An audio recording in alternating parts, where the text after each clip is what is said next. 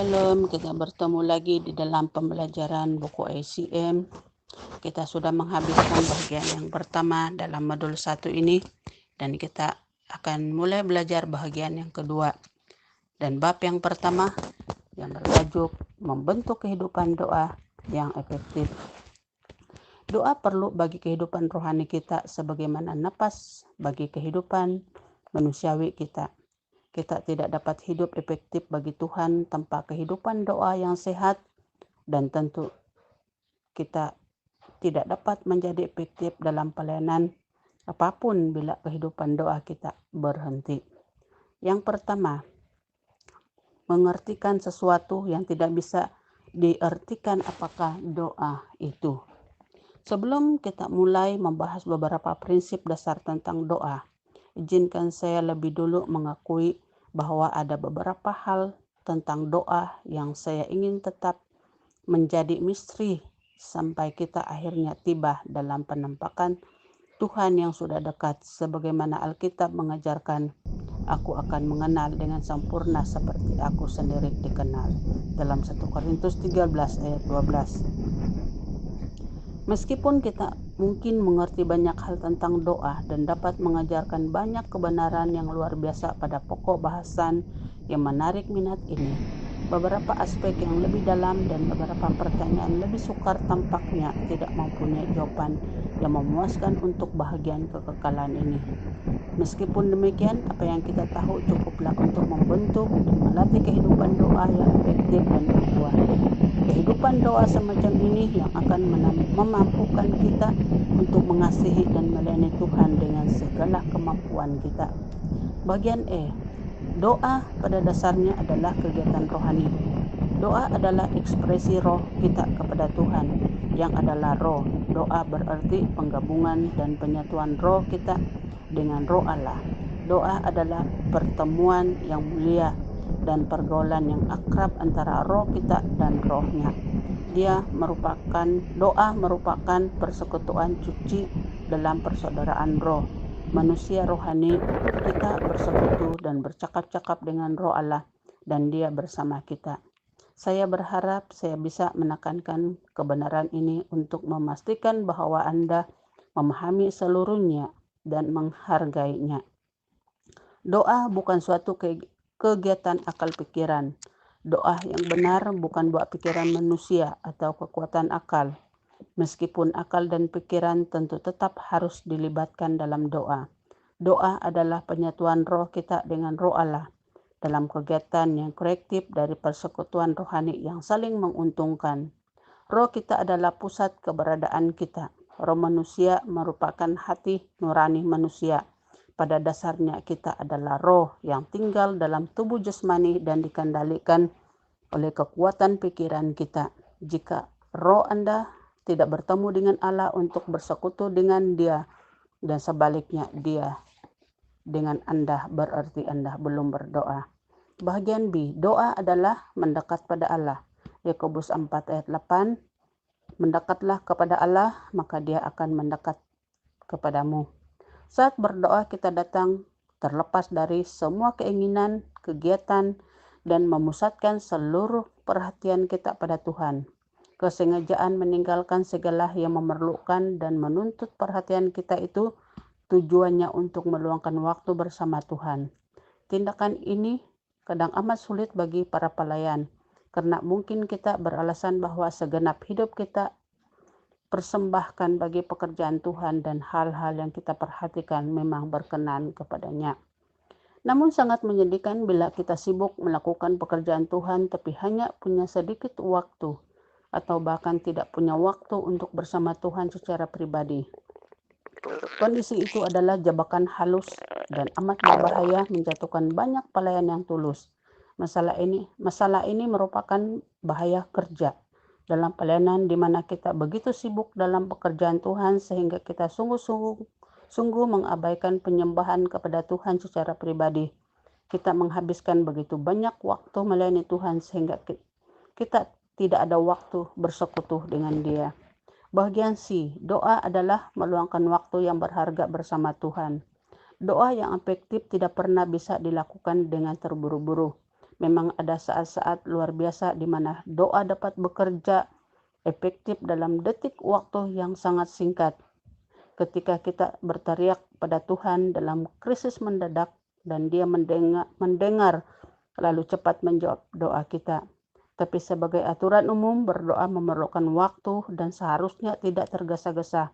Sebab doa bukan banyaknya apa yang kita katakan kepada Tuhan, melainkan apa yang Dia ingin katakan kepada kita dan apa yang Dia ingin lakukan di dalam kita saat kita datang di hadapannya dalam sikap menyerah dan tunduk sebagaimana sikap yang dituntut dalam doa yang benar. Doa pribadi begitu penting sehingga kita seharusnya menempatkannya di baris teratas dalam daftar prioritas apapun yang kita buat. Pentingnya doa berarti hampir semua kegiatan lain seharusnya ditempatkan di bawah doa dalam urutan prioritas yang kita buat. Bagian di doa adalah komunikasi dua arah. Kesalahan pemahaman tentang doa yang paling sering orang miliki adalah bahwa doa berarti berbicara kepada Allah. Pendapat ini berbahaya sebab meski benar sebahagian, tapi bukan kebenaran yang utuh. Memang aspek yang pasti dan yang penting adalah berbicara kepada Allah. Tapi di sini lain, doa juga merupakan kesempatan Allah berbicara kepada kita dan bersekutu dengan kita. Ini sungguh merupakan aspek yang lebih penting. Apa yang saya beritahukan kepada Tuhan tidak begitu penting. Yang lebih penting adalah apa yang Ia beritahukan kepada saya. Oleh sebab itu, saat Anda berdoa, datanglah dengan pemikiran bahwa Anda perlu melakukan sesuatu yang lebih dari sekedar berbicara kepada Allah. Anda harus meluangkan waktu untuk menantikan Dia, mendengarkan Dia, dan memperhatikan apa yang Dia katakan pada Anda. Bagian I, doa berarti membagi perasaan hati kita dengan Tuhan. Alkitab seringkali mengajarkan, tumpahkan segala perasaan kita kepada Tuhan. Raja Daud pasti adalah contoh yang terkenal dalam hal ini. Dan Mazmur 51 mungkin adalah contoh yang paling jelas. Berulang kali ketika perasaan Daud dilanda masalah dan kesusahan hidup, dia pergi menghadap Tuhan dan berkata, ketika hatiku lemah lesu, tuntunlah aku ke gunung batu yang terlalu tinggi bagiku. Mazmur 61 ayat 3. Pada saat-saat demikian, Daud menuangkan perasaannya dalam pendengaran Allah. Dia menyerahkan semua penderitaannya pada Allah agar Tuhan menopangnya. Doa melibatkan berdiam diri di hadapan Allah. Daud sering menganjurkan latihan berdiam diri di hadapan Allah. Ini bukan berarti kita harus buru-buru masuk atau keluar dalam keberadaan Allah, melainkan kita menyediakan cukup waktu menanti di hadapan Allah. Konsep penantian juga menunjukkan gambaran seorang pelayan atau hamba yang menanti tuannya dengan sabar dan rendah hati. Dia sabar menantikan saat tuannya mengungkapkan harapan dan keinginannya. Doa menunjukkan penyerahan kepada keinginan Tuhan. Wujud doa yang paling praktis adalah ketaatan kepada Tuhan. Alasan pokok mengapa kita berdoa adalah karena Tuhan telah memerintahkannya. Jadi ketika membawa diri kita ke hadapannya dalam doa, kita melakukannya dalam roh yang tunduk dan menyerah kepada keinginannya dan kemauannya.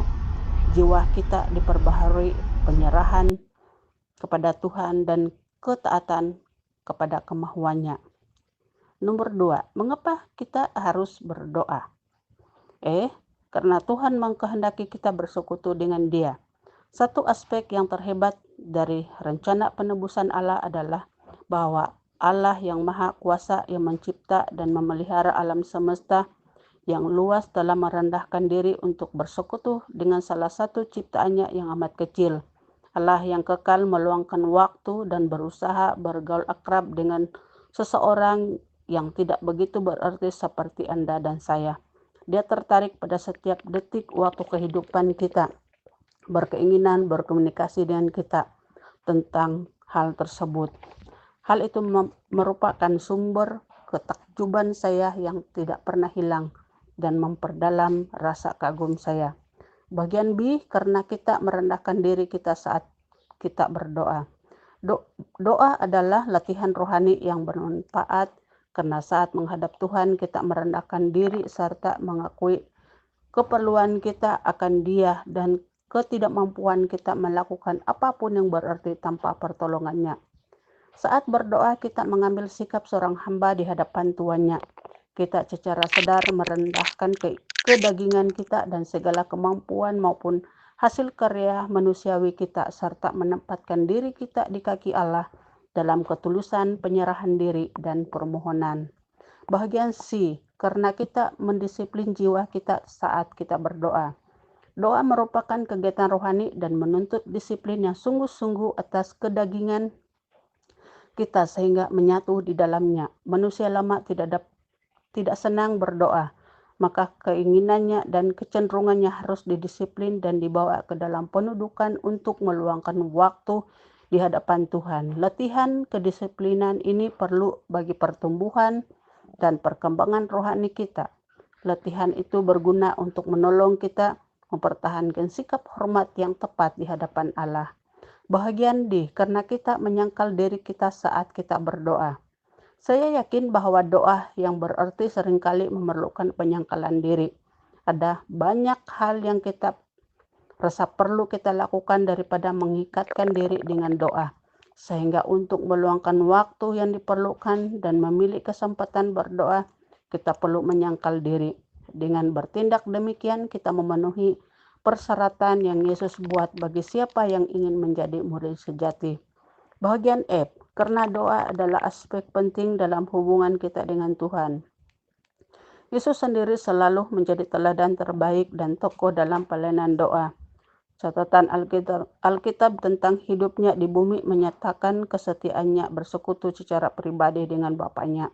Banyak peristiwa mengisahkan bahwa Yesus menarik diri dari kegiatannya, dari kerumunan orang, dan dari murid-muridnya agar bisa meluangkan waktu dalam persekutuan doa dengan Bapaknya. Jika ia perlu melakukannya untuk mempertahankan kualitas hubungannya dengan Allah Bapa, lalu berapa lebih perlunya Anda dan saya memusatkan diri pada aspek tersebut?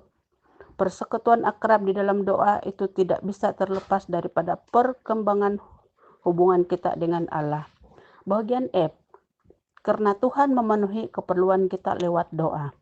Sekarang kita sampai pada hal yang sangat mendasar tentang doa. Batas dasar yang praktis mengapa kita harus berdoa. Tentu kita harus berdoa karena Tuhan dalam kebijaksanaan dan tujuan Allah. Dia telah menetapkan bahwa Dia akan memenuhi keperluan kita sebagai jawaban atas permohonan doa kita yang sungguh-sungguh. Ibrani 11 ayat 6 mengatakan, tanpa iman tidak mungkin orang berkenan kepada Allah. Barang siapa berpaling kepada Allah, ia harus percaya bahwa Allah ada dan bahwa Allah memberi upah kepada orang yang sungguh-sungguh mencari Dia. Terus terang inilah misteri yang saya maksudkan pada mulanya. Tentu Allah tahu kondisi dan keperluan kita. Mengapa Dia perlu beritahu keperluan dan kondisi kita? Saya yakin bahwa jawabannya ada pada beberapa hal yang telah saya ungkapkan di atas. Misalnya keinginannya atas persekutuan kita, pengakuan atas ketergantungan kita kepadanya, dan kenyataan bahwa Dia ingin meluangkan waktu dalam persekutuan akrab bersama Dia. Bagian G, karena Tuhan menjawab doa. Tidak peduli apakah keperluan kita bersifat pribadi untuk diri kita sendiri dan keluarga kita, ataukah bagi orang lain dan bagi keberhasilan pelayanan, jawaban Tuhan datang sebagai tanggapan atas doa yang tulus. Jika kita berdoa, sesuatu akan terjadi. Jika tidak berdoa, maka sesuatu yang tidak kekal atau sia-sia akan terjadi. Pekerjaan Tuhan meningkat hanya lewat doa. Sekian pembelajaran kita.